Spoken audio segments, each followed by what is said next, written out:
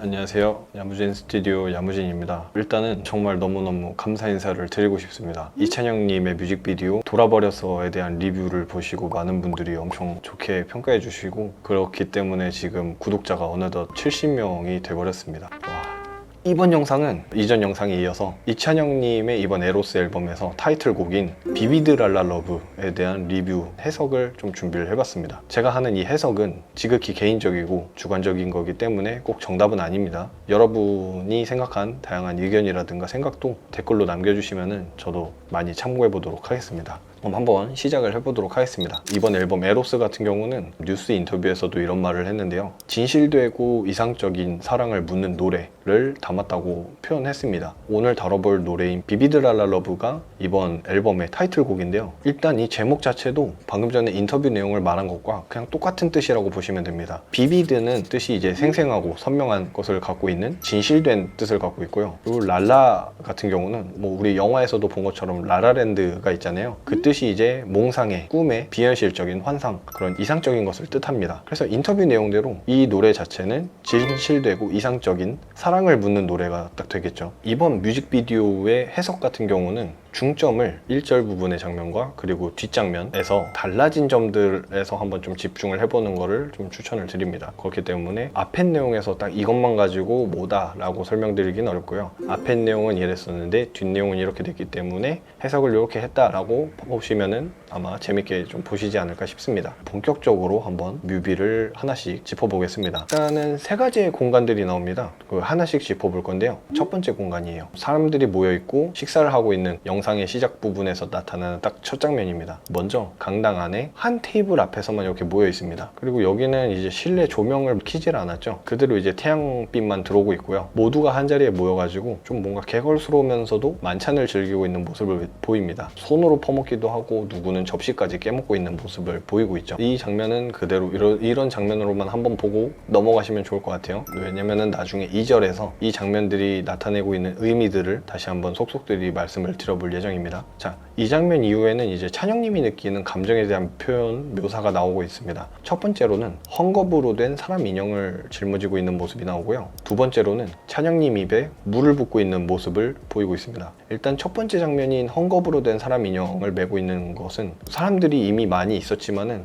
또 다른 사람에 대한 뭔가 고픈 그런 마음 심정을 나타내고 있고요. 두 번째로 물을 붓고 있는 모습 같은 경우도 마찬가지로 외로움이라든가 고독이 채워지지 않는 밑 빠진 독에 물 붓기 하고 있는 모습을 보이고 있습니다. 이 두 가지 부분은 사실 이렇게 좀 표현에서의 통일성을 갖고 있다라고 볼 수가 있겠죠. 다음 장면으로는 이제 이전 리뷰에서도 제가 좀 해석을 했던 부분인데 하얀 날개를 달고 있는 찬혁님의 모습이 보이고요. 돌아버렸어 뮤비에서도 공작이 나오고 비비드랄라 러브에서는 뮤비에서 하얀색 지보리들이 나오게 되는데 이 두 새의 공통점에 대해서 날지 못하는 새라고, 그것이 속박된 자유에 대한 표현이었다고 한번 해석을 했었습니다. 한 손에는 샴페인 잔을 들고 있고 한 손에는 총을 들고 있는 이 모습이죠. 샴페인 잔 같은 경우는 그 이전 영상에서도 말한 것처럼 청룡 영화상에서 샴페인 잔을 막 흘리고 사람들에게 쾌감을 주는 모습을 보였는가 하면은 총 같은 경우는 뮤비 마지막까지도 쏘지 않는 장면으로 인해 가지고 찝찝함을 주고 있다라고 제가 리뷰 해석을 좀 했었습니다. 근데 여기서 좀 다른 의미로서도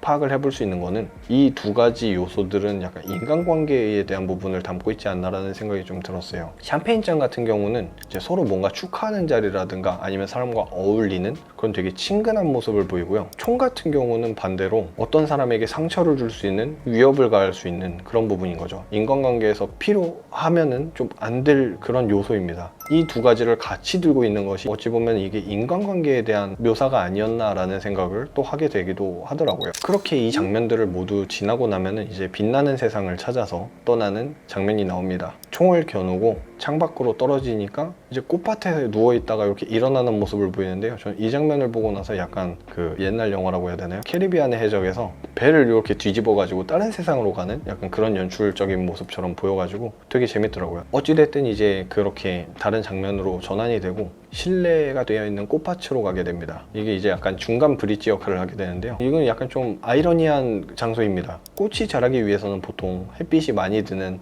바깥에다가 놓게 되잖아요. 실내에다가 놓지를 않죠. 그렇기 때문에 이 부분은 되게 좀 역설적인 장면 중에 하나라고도 볼 수가 있을 것 같고요. 이렇게 꽃이 자라고 있고 꽃을 키우고 있는 자신만의 그 공간에서도 벗어나서 더 이상적인 세계를 찾아 떠나는 모습을 보이고 있습니다. 이때쯤에 나오는 가사 같은 경우도 그 이상적인 세계가 어디에 있나를 계속 반복하고 통과되는 장소를 찾게 되죠. 자, 이제 좀 대망의 세 번째 장소가 나오게 되는데요. 바로 파티 대강당으로 이동하는 모습을 보입니다. 여기서 이제 나타날 때 은빛 반짝이 바지를 이제 코러스 분들이 입고 있는데 다리 사이로 나오는 연출을 좀 보입니다. 치마폭에서 나오는 연출 같은 거를 보이는데 이게 약간 이창용님이 새로운 세상으로 혹은 자기가 원하는 그 세상으로 새로 태어나는 모습처럼 이렇게 묘사가 되어 있죠. 그래서 그 파티 분위기의 큰 강당들을 마주하는 연출을 하는데 이찬영님이 아 이곳이 내가 원하던 세상이야 라는 것처럼 춤을 추고 사람들과 어울리는 모습을 또 보입니다. 그럼 여기서 이제 좀 충격적인 반전이 다시 또 나타나죠. 이렇게 즐기는 와중에 투사가 나타나서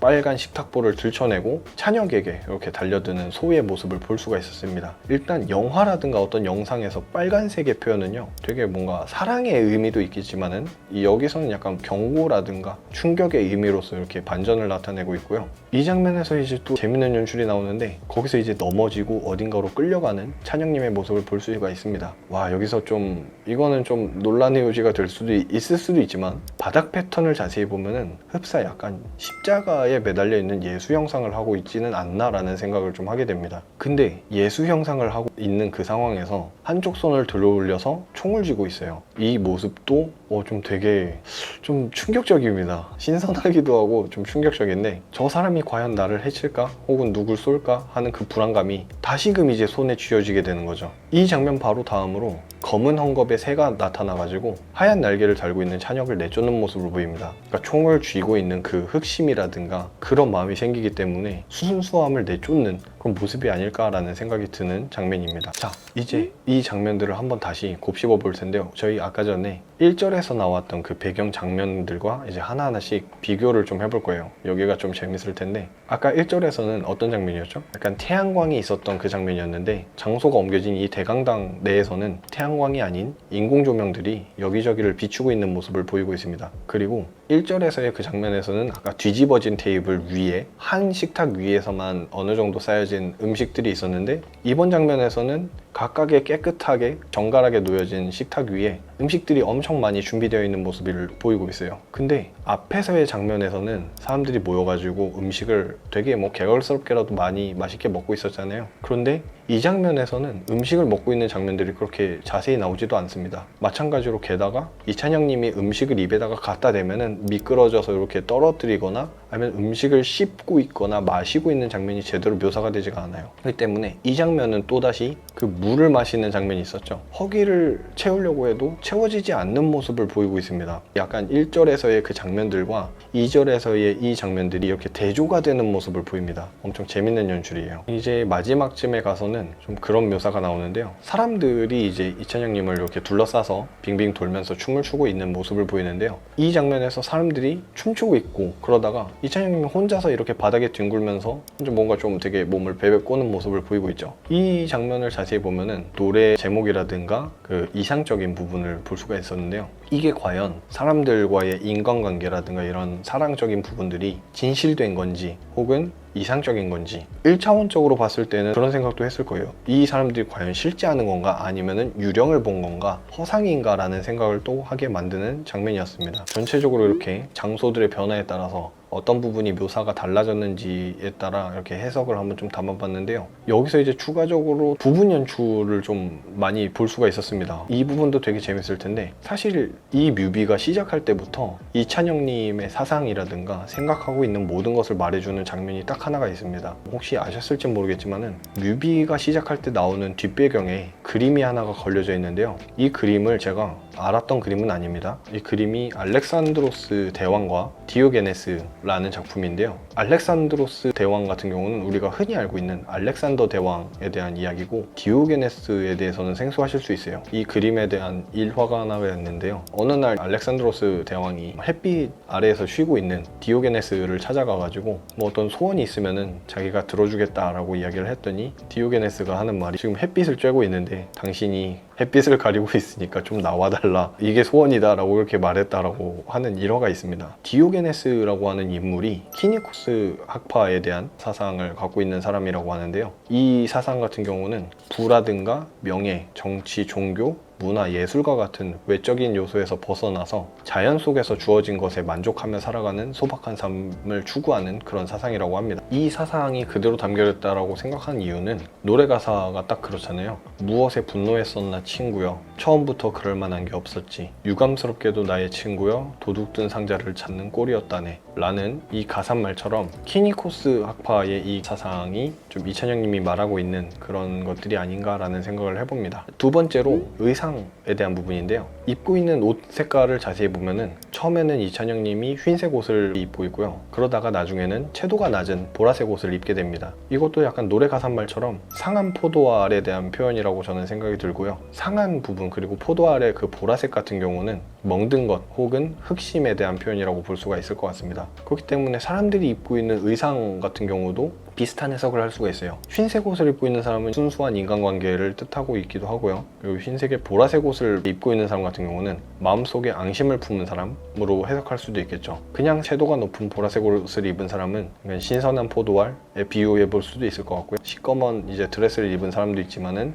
이런 사람 같은 경우는 좀 약간 전체적으로 흑심을 품고 있는 사람으로도 묘사되지 않나라는 생각을 하게 됩니다. 한 사람이 좀 유독 눈에 띄죠. 어떤 사람이었냐면은 아까 그 접시를 막 깨서 먹는 그 사람이 있었는데요, 이 사람 옷을 자세히 보면은 샤워 가운을 이렇게 입고 있습니다. 저는 처음에 이게 웨딩드레스인 줄 알고 있었는데 이 사람 같은 경우의 해석이 좀 재밌을 것 같아요. 가운이 흘러내릴까 굉장히 불안해하고 계속해서 자신의 이 가운을 움켜쥐면서 춤을 추고 있는 모습을 보이잖아요. 이 사람이 혹시나 제 생각에는 언제 자신의 속내가 들킬지 모르는 그런 모습을 표현한 게 아닌가라는 생각을 좀 하게 됩니다.